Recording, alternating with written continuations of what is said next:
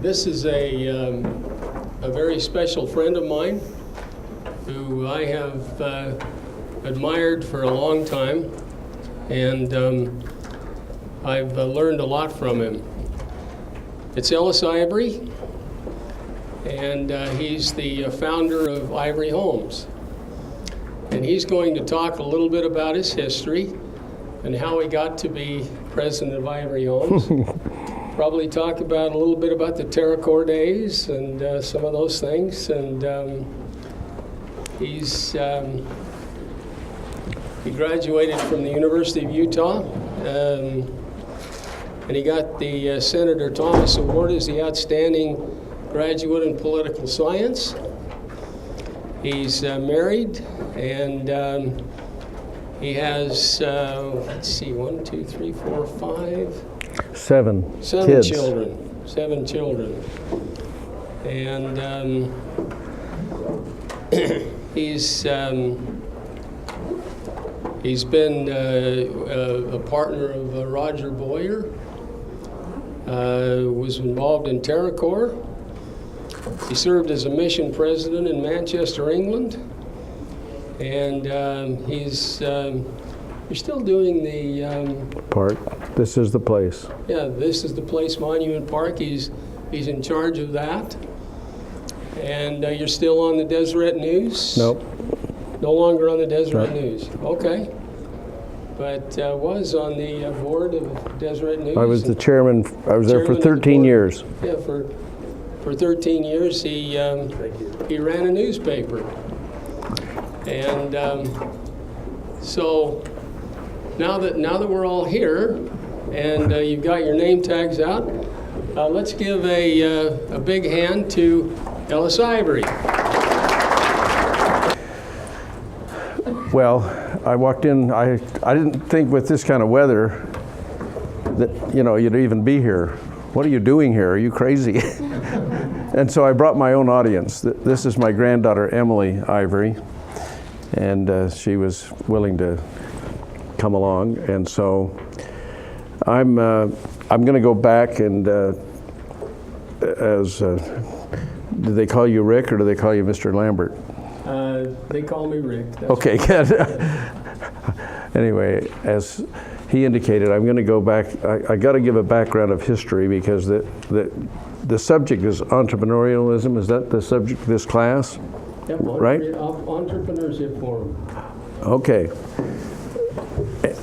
Did you say one? Entrepreneurship Forum. Forum. Yeah. Forum. Okay. This is a forum. This is one of the final classes that you take as you're leaving the community college to move on. And then you're ready to go out and start your own business and become rich and famous and everything. Is that it? Mm-hmm. This is the launching pad for all of that. And so how long have you been? Do you meet one day a week? Every Wednesday. This is it. Okay. Well, let me go way back to the beginning, which was 1940. I was born in a home. That shows you're really old when you can tell your grandkids that you were born in a house. That was in Fountain Green, Utah. Who knows where Fountain Green is? Where is it? Down by Nephi. If you go down I-15 to Nephi, you know where Nephi is? You pass that as you're going down. And then you go up over the mountain, and Little Fountain Green is there in Sanpete County. When I lived there was a population of Fountain Green was about 1,000 people. And today it's 1,000 people. It's just this little burg down there. And fortunately the house is still standing because my dad had built that home just a year before, and it's a brick home. Unfortunately, it's a purple brick home. And I just, when I grew up, I just thought that was really a terrible color. Purple bricks, are you kidding? I wanted to live in a red house. So one time, when I was about 7, I went out in the sheds and got some sheep paint because my dad was also a farmer, and I painted as high as I could reach along the back in red sheep paint. That was not very popular when my dad got home. That red paint, after 75, or I don't know, about 70 years still stands on some of that back brick. But that's the home I was born in, and I won't go through the whole log cabin story from there on, except to say my dad was a Sanpete County entrepreneur. That if you're in Sanpete County and you don't have a job and you're trying to make a living and support a family, you got to do everything. And so he had a little farm out south of town, and he had a construction business. I'd say he built that home, the home we lived in, and he also had it was like a hardware store. We called it the lumber yard because he mostly just sold lumber. There wasn't much hardware there. And believe it or not, also sold appliances. Rick might remember Norge Appliances. He was a dealer for Norge. It's been gone a long time, but there's still a sign hanging down there, Norge Appliances, on this old dilapidated building that was my dad's business. And even strangely, he ran a sheep shearing crew because Fountain Green was sort of a sheep town. A lot of people had sheep herds, and they would run sheep through southern Utah. But he got build up this business to shear sheep, and would go up into Idaho, Wyoming, Montana, move on to these big ranches that had thousands of sheep, and he'd set up this crew. And anyway, that's what my dad did to make it. So I grew up with it in an entrepreneurial environment, which might sound really kind of fun and exciting, and it was. I remember as a young guy being really excited to go with my dad on all these things.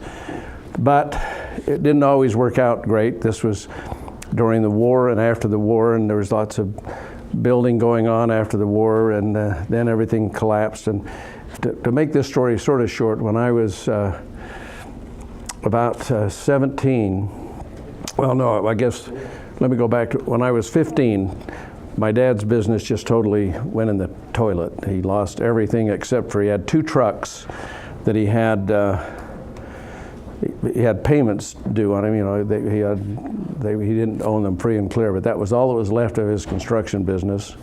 And that happens sometimes in the entrepreneurial world with all of these other things. The farm was gone, the house was gone, and he had 2 trucks. By then we were living here in Salt Lake, and so I was just finished my sophomore year in high school. I was finishing my sophomore year. My birthday's in September, so I was not quite 16, but I was really excited about the possibility of driving one of those trucks and helping my dad work out of his debt situation. But I didn't have a license because I was not yet 16. So I was living with my sister at the time because my mother during that period, this is part of the log cabin story, it had a very difficult life, and through some losses of my older brother and some other heartbreaks, my mother ended up in the state mental hospital, and so she was in and out of the hospital all the time. And so I was living with sort of whoever would take me in, mostly an older sister that I was living with. And that was right by Granite High, and I went over to Granite to think they didn't have a driver's ed program, but they had it up at Olympus. So I went to Olympus and went 3 periods a day. They let me take 3 periods a day of driver's ed so I could get enough hours to get my license. And then I started driving this truck. And we had a contract at that time to haul sand and gravel up at Hill Field for the new landing strips they were making. That's when Hill Field was just being really developed. And so 6 days a week, I drove truck starting in June and all the way through. And we were making money to pay off the debts of my dad's defunct business.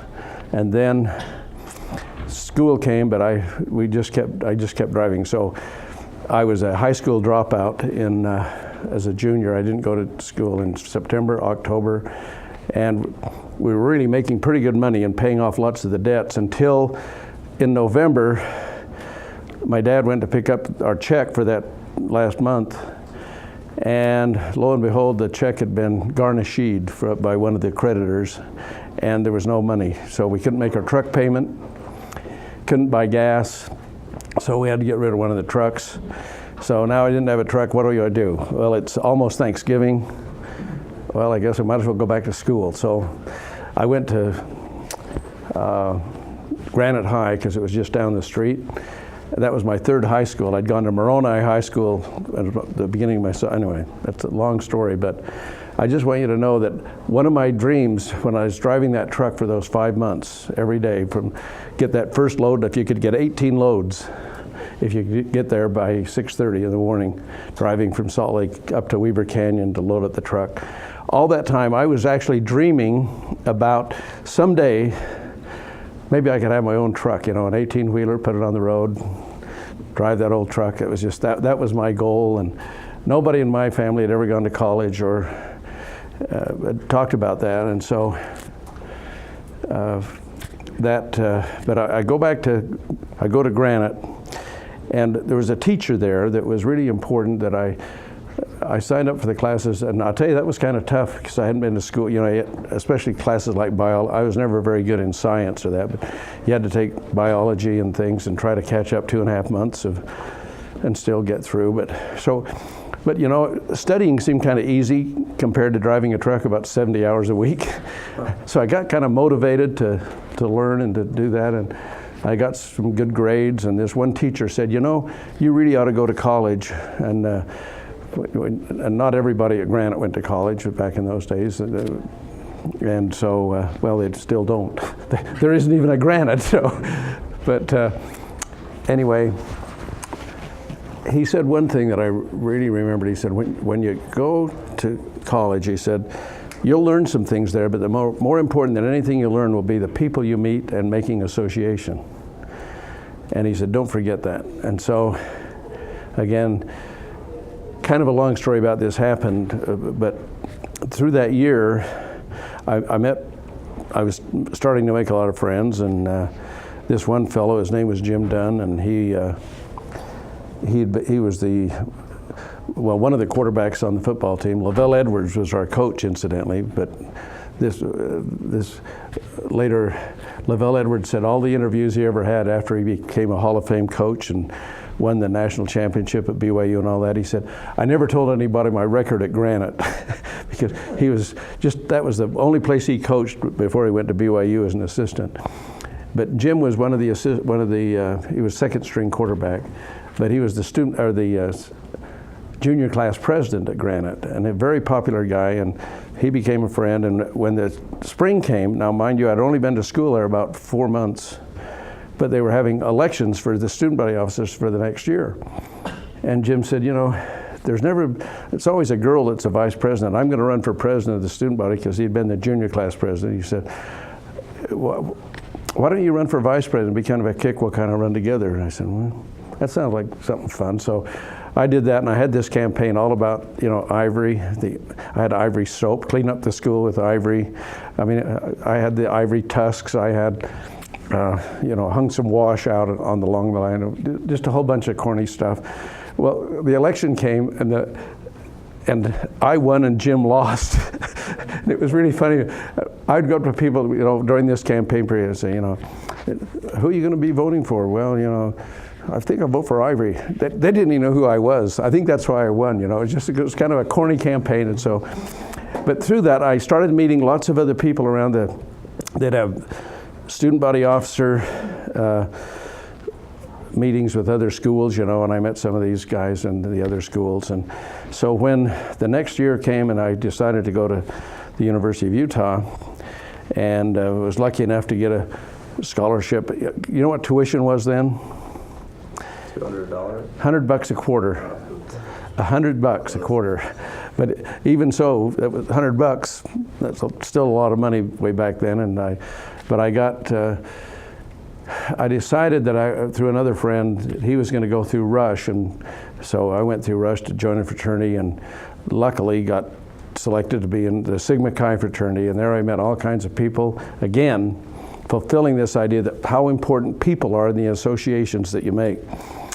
And so this story goes on, and Rick already kind of told you this link of but one of the good friends I made was a fellow from East High named Roger Boyer. And as it turned out, we ended up going in the Army together, because in those days you had to put in some military time or you'd probably get drafted. And so we joined the National Guard and spent 6 months in the Army. And then we came back from the Army, and a whole bunch of us, we went on missions for the church. And then when we came back, we had an obligation for the National Guard.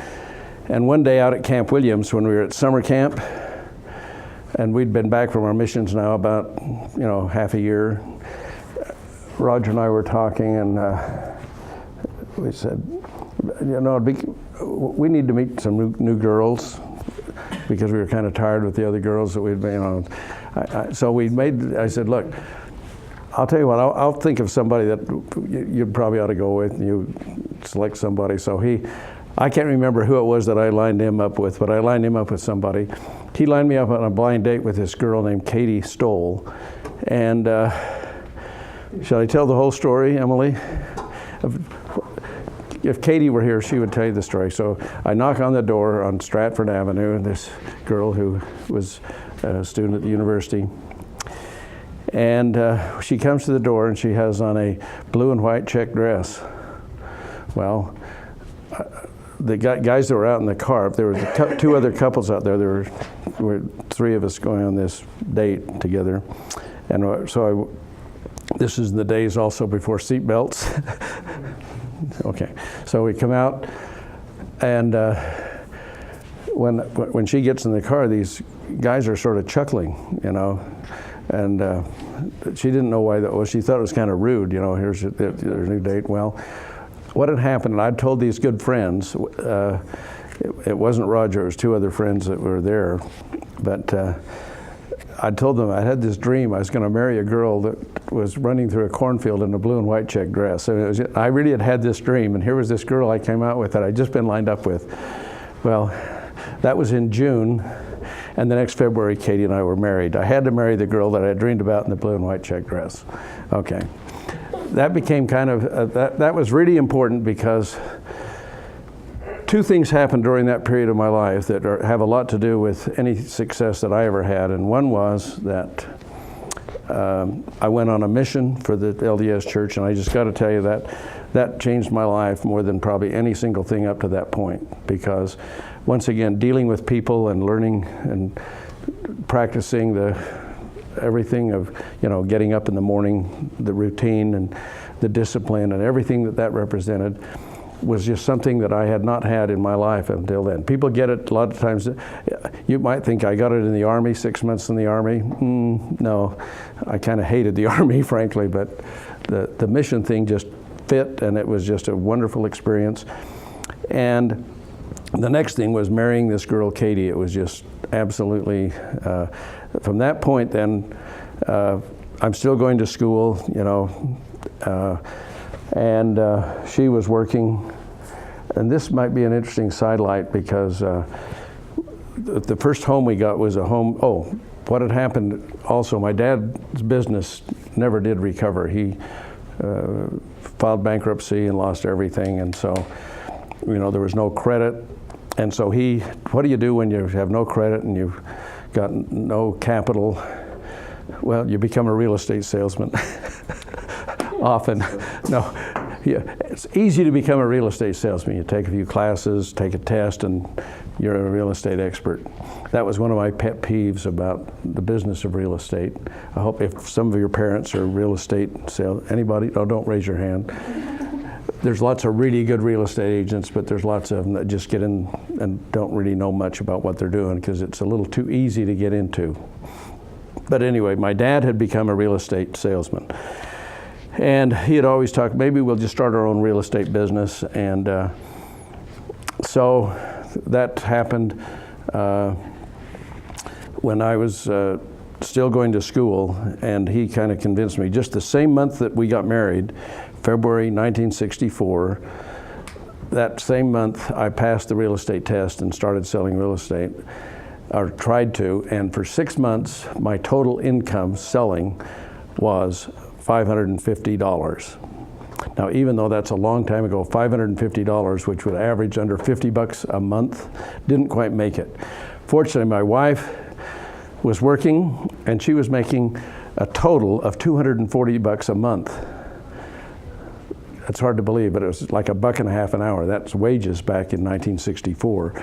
But at least we were able to, live, pay rent in a crummy little apartment, and life was okay, going to school part-time, doing this real estate salesman. But I thought, real estate really is bad. So I had an opportunity to then do something that was really strange. This is 64. Rick mentioned that the field I graduated in was political science. And I always had an interest in politics and was always interested in reading about politicians and that. Well, I got an opportunity to go to work for a candidate for governor whose name was Mitch Melich. He'd been the president of the Senate. And I became a staff man, a paid staff man on this campaign. And if he had won that year, I probably would have got a good job in state government and life would have been different. But this was 1964. Rick, shall I quiz him and ask him who ran for president in 1964 as a Republican and lost the only time the state of Utah voted Democrat for a president? That would have been Kennedy. Barry Goldwater. Well, Barry Goldwater ran against, And so Barry Goldwater was the candidate, and he just was killed. Even in Utah, he didn't even carry Utah. And so the guy I was working for, Melich, was a Republican candidate, and he lost. And so Cal Rampton was made governor, and he had never won an election. Cal had lost 3 elections, everything he'd run for, but he was elected and then became governor for the next 12 years. But I didn't get a job in state government, so what do? Well, I went back to school again. So I go back to school. I actually went to law school that last year because they had a program you could go to law school after 3 years of your undergraduate, even without a degree, which is hard to believe, but they'd just built the new law school. They're now building another new law school at the U, tearing down the old one that was built that I went to in its first years. And Dean Thurman had come to be the dean from Stanford University, and so I put a year in of law school, and those hours counted toward my degree. The degree, and I took about 25 hours of accounting, because I just knew then I was going to go into business, but I took property, contracts, everything in law school, and that all helped me to know something about what I was going to maybe do. But the real estate, after 6 months of $550, it wasn't going to be real estate. So, but through that year, my dad then happened, he was still struggling, trying to make a living and not doing very well. We were bouncing around from different houses. And this was again, back to the log cabin story of my life. Have you heard enough about this? But I just tell you this because if whatever your background is and you start a business, some of this helped me to be ready to what was going to happen. But that winter, actually the spring of when I was finally graduating from the university, my dad met a fellow named Laren Boyce and down at the courthouse, and he had been there trying to figure out some properties that his brother-in-law owned, because his brother-in-law had died with a whole bunch of real estate that he owned. He was a single man, had never married, but his sister was married to this Mr. Boyce. And so he was trying to figure out for his wife and one other sister of this Mr. Pender what all these properties were, but they didn't even know.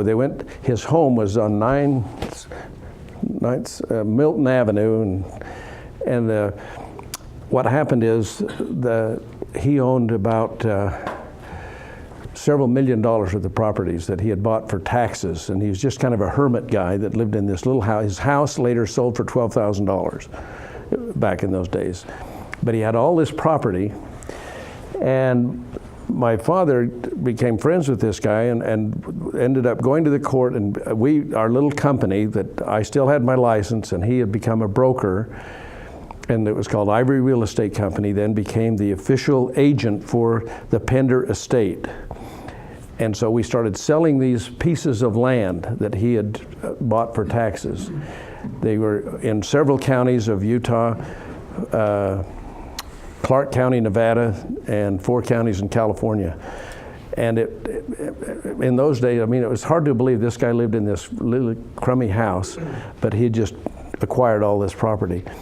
Well, in order to get the estate taxes paid that had to be paid before the sisters got any money, the court had to approve some real bargain prices.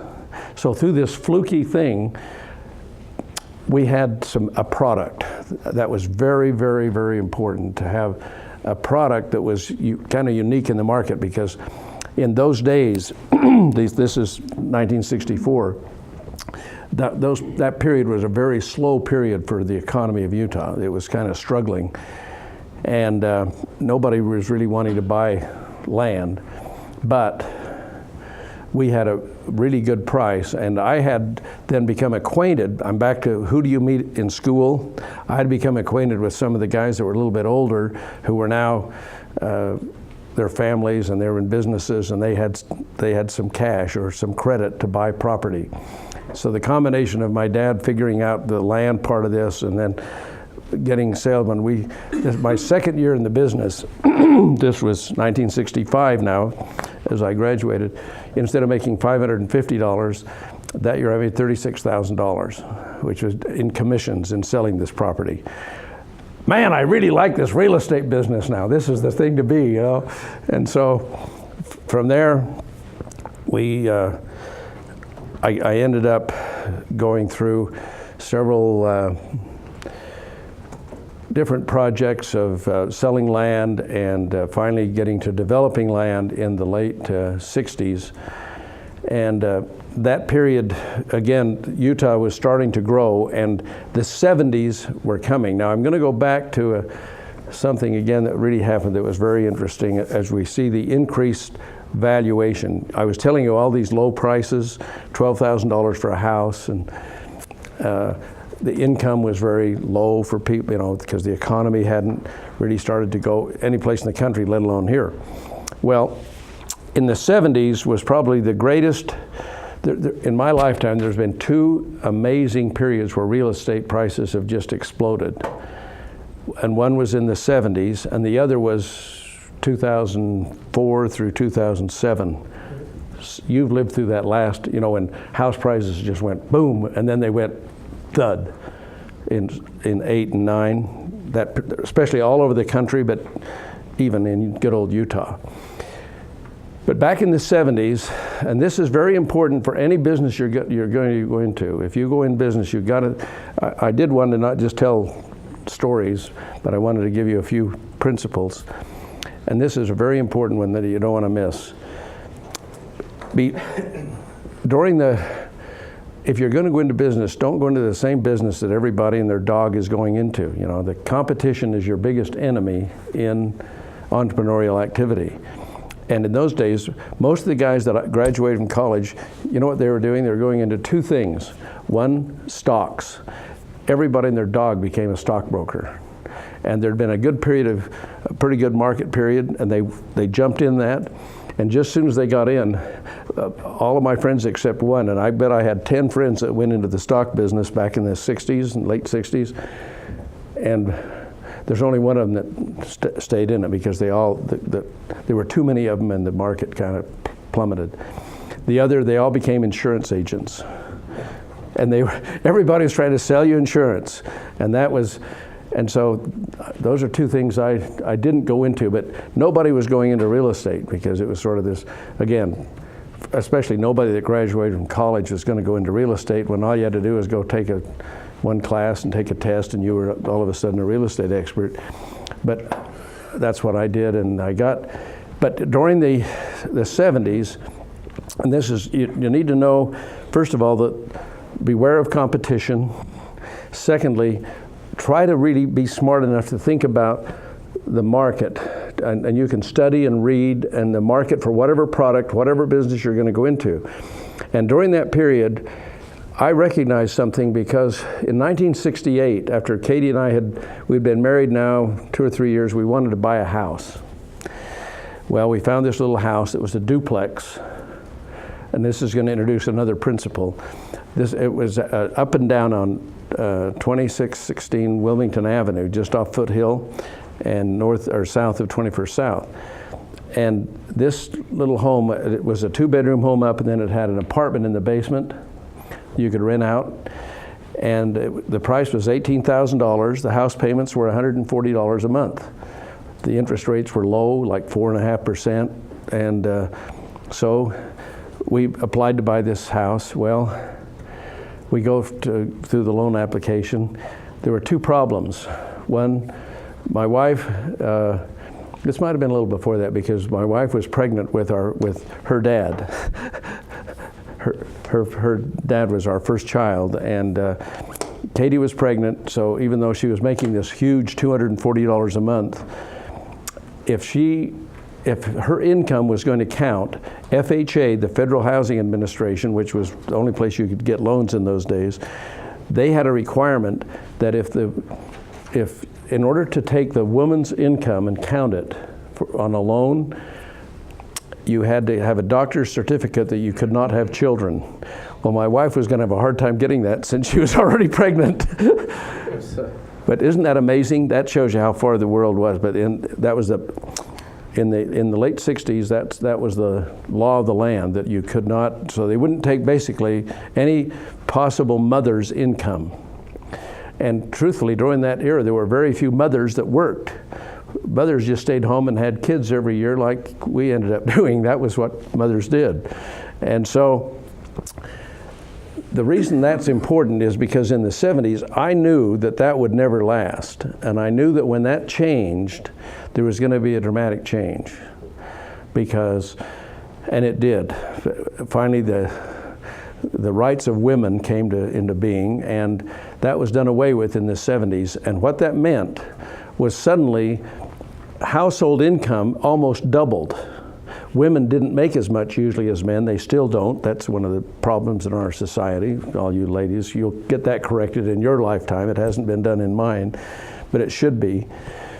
But in those days, particularly, it was for the first time through the 70s, the amount of countable income almost doubled, which meant the price of housing almost doubled.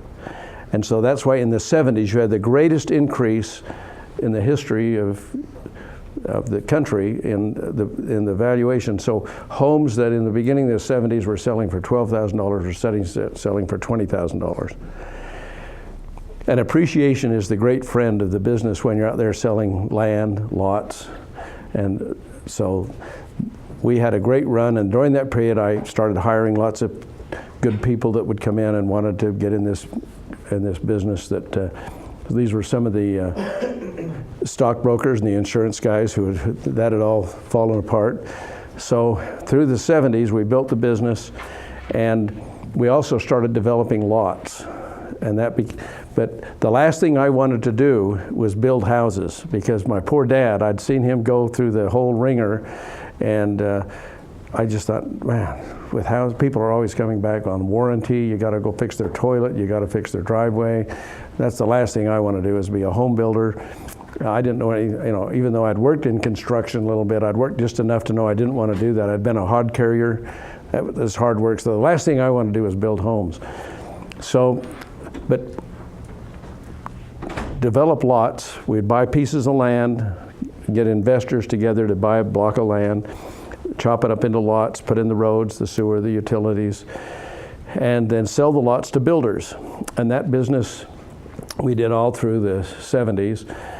And our business was successful. We were doing subdivisions in those days, from Cedar City all the way to Brigham City, but mostly in the Wasatch Front. And we were doing about 2,000 lots a year. We'd have about 80 subdivisions going at a time. So chances are you may be living in a home where we subdivided that land back in those days.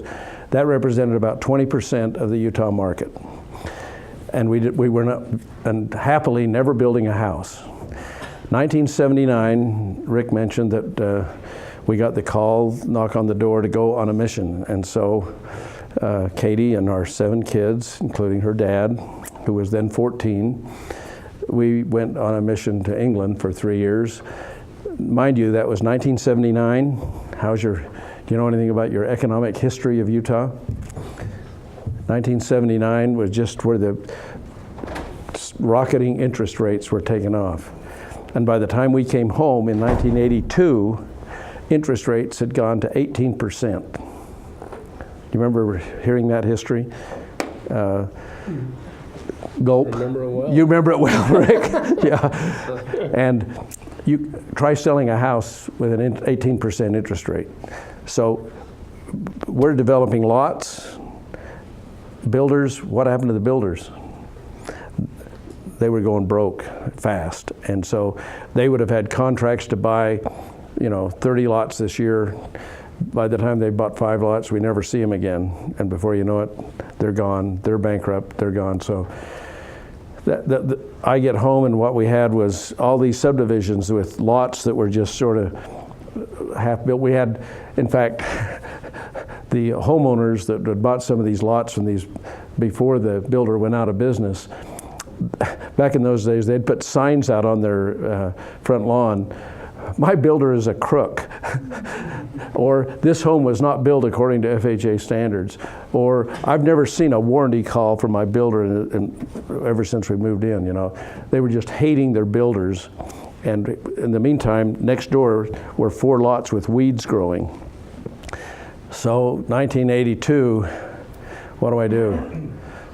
I become a home builder because we had all these subdivisions that were a third done, half done, and all these builders that were just flaking out, going broke, and never doing warranty. So, and needless to say, we had debt on some of these subdivisions, and so how do you do it? And that went through the 80s, which was the FHA, or excuse me, the savings and loan debacle, again in history. And this is one of those times I talked to you about the brilliant vision that I had in the 70s. Being able to see that house prices were going to dramatically increase, and this is what we kind of grew on. But I was sort of blinded to what was going to happen in the 80s. I never saw the fact that the savings and loans in that era got so loose with their requirements that anybody could walk in and get a development loan. And so they did. And so suddenly you had all this competition. And in the meantime, then the interest rates goes wild. So you had all this product out there, and all these savings and loans basically going broke, being shut down. It was different than the crisis we had in 04, 5, 6, 7, when 7 and 8, when the world fell apart through the, what do you call that, Rick? Recession? Yeah, but there's, I'm thinking of the mortgage instruments that all this bad paper that was created during that period. The no down. Yeah, see, they went through that same era back in the 80s that anybody could go and get a loan. There was no, if you had a pulse, you could sign a loan. So people started buying 2 and 3 homes at a time, just speculating that the price was going to go up, and the next thing you know, instead of going up, it went down, and they just walk. So you had all these foreclosed homes, and that's another chapter that I'll tell you about in a minute, but I'm just saying that during the build-up period that in our business, the 70s were great in home, and then when we got into home building, that was the lot development business, we got into the home building business at a very, very difficult time, but that was also, that's another entrepreneurial point you want to make a note of. We started building homes when everybody else was going out of the business. And we were going to do something different than what these other snaky, dishonest crooks that we had sold lots to. And I'm a little hard if one of your ancestors happened to be somebody that we sold, that what I'm saying is they were all defaulting on our contracts. They'd sign a contract. I'm going to buy 50 lots from you. Well, sorry, I'm gone. And okay, we're just here holding the product. But what happened during that period is very important, because the banks, not only, of course, many of the banks that we were dealing with, they went out of business, the savings and loans, they went under. But as they went under, the government took over their product, their loans. So I would be there meeting with now the government officials. Something had to be done with this product, because these were, again, half-completed subdivisions, and we would go in and where these lots had been selling for maybe $12,000, I remember some out in West Jordan that we went and bought from the government for $4,500 a piece. These were 8 and 10,000 square foot lots. Yeah. So we had once again, we had a product that had an edge in the market. And so, but we were not, during that time, I said, well, we are going to be different. We will go back and do warranty. We will try to build happy customers, because someday when we get out of this pit, there will be, once again, what will come upon us? Once the market gets good again, we will have competition. And so we better be ready, and we better have a good name, or we'll be just like every other crook. No, that's wrong. Every other builder who's trying to build the home for you. And so, and we wanted to make sure we had good people. We got to treat the people right that come on, our sales agents, and we put together a fabulous sales team. And some of those salespeople, believe it or not, this was in the 80s, are still there at Ivory Homes selling homes, which is pretty unusual. And the guy who now is the president of Ivory Homes was a guy that started back in that time, and he was an accountant. And all these things just helped to build a company. And by the time the end of the 80s came and the beginning of the 90s, we had we came up with a concept. Instead of people going up and down, which happens in our business, good market and you sell like crazy, and then the bad market and you go under and you go up and down. We wanted to have stability. So we set a goal back in the late 80s, 87, 88, that we were going to be Utah's #1 home builder for 50 years. Nobody had ever done that. And if you see some of our promotional stuff out there now, we've got 27 years of that completed. Ivory Homes, this is now the sales pitch for the good old company.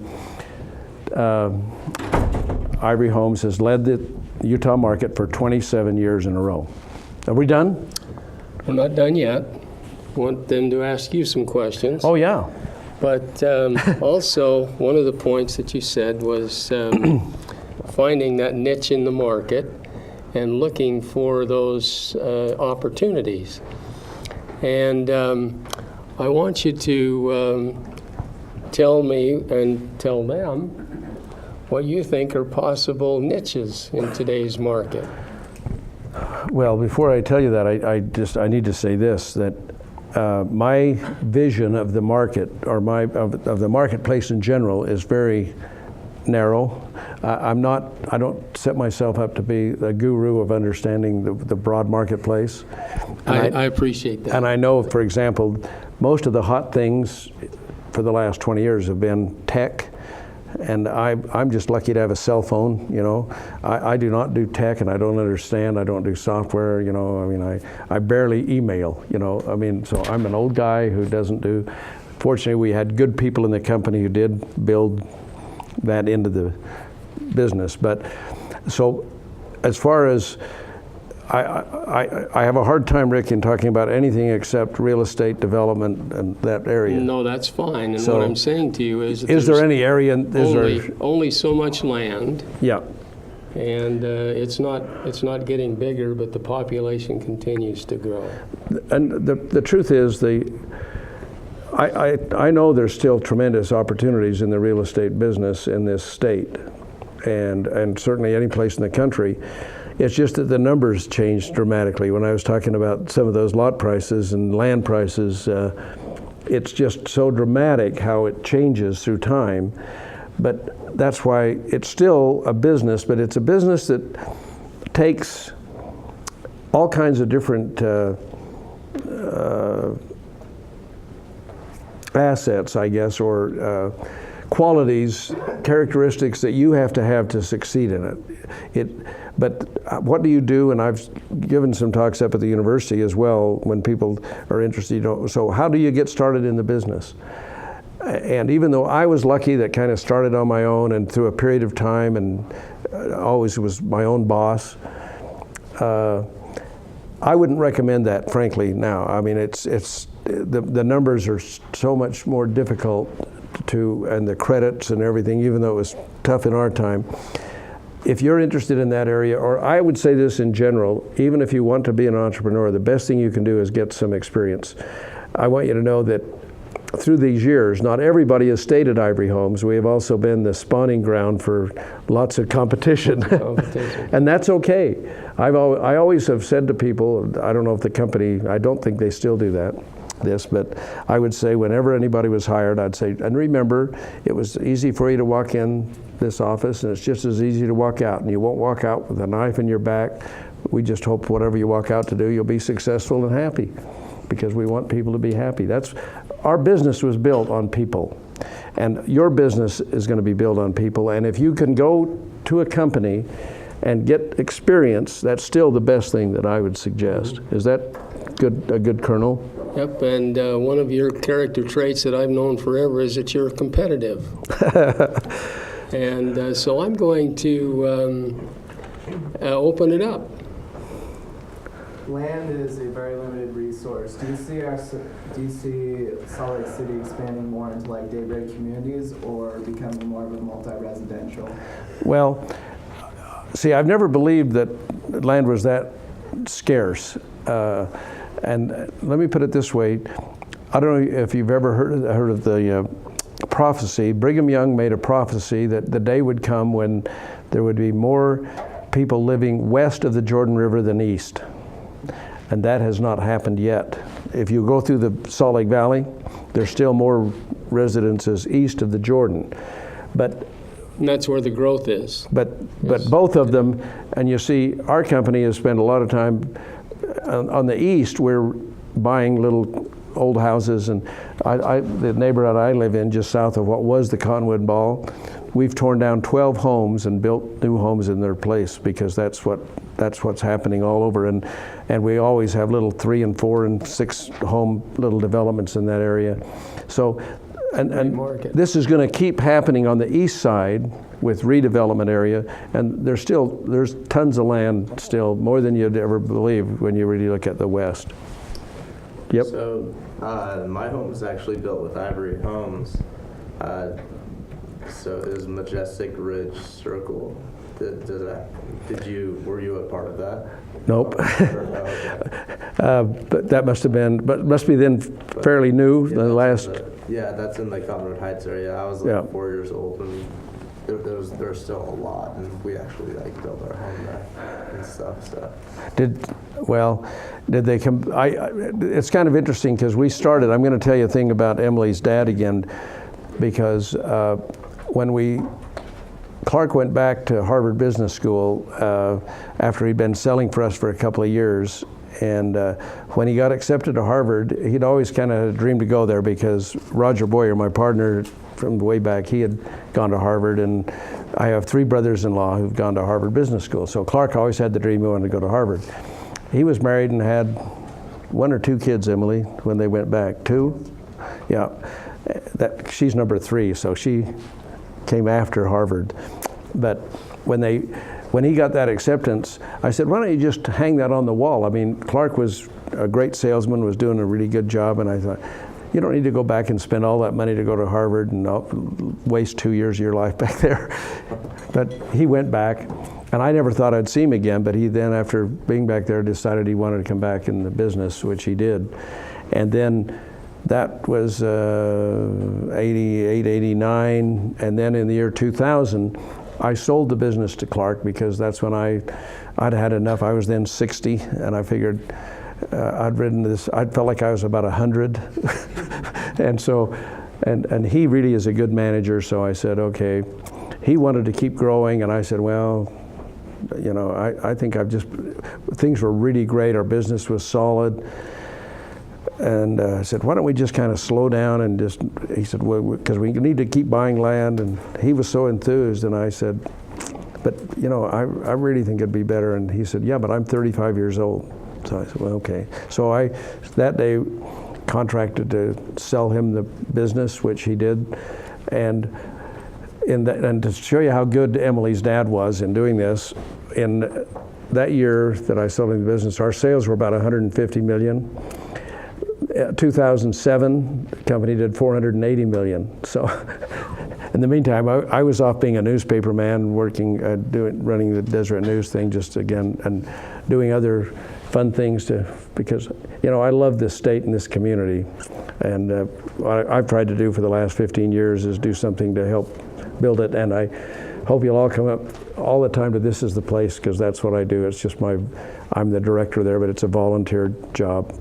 And we've been trying to build and make that thing, because the history of this valley, what happened here in those first 50 years, can I just give them this one pitch? I got to tell you. Absolutely. In 1847, my great-grandfather, Matthew Ivory, came into this valley. He was 2 days before Brigham Young. He was in the advance company that came, and they camped down on 17th South and 5th East. There's a little monument area there, and they have some rocks, and Matthew Ivory is on one of those rocks. That was the first Ivory home in the valley. That was July 22nd, 1847. And then 50 years later, the population of Utah, now they had a few troubles getting admitted to statehood, you know, polygamy and a few things got in the way. But the growth and the economy of this state and what they did, they made this desert blossom like a rose. When they were admitted to statehood in 1896, 50 years later, the population of Utah was 250,000, 250,000 people, double Idaho, Nevada, Arizona, Wyoming. And so they really did a job. And what they did, there's some great principles, and we try to tell people about them up at the park. And with the park, so now you slow down, you're only working 10, 15 hours a week up there? Well, life is good, and we have a good time up there. 70 hours a week someday? That's right. Yeah. But, so you see now, you're in that under 35 range, and hopefully you've got some direction on where to go. And I got to say this, Rick. I Yeah. am so impressed that on this rotten day, they would come to class, and especially when they got this old guy that was just going to come and chew and tell his story. Thank you very much for coming. And let's give a big hand to Ellis Ivory. Thank you. Thank you. Great to be with you.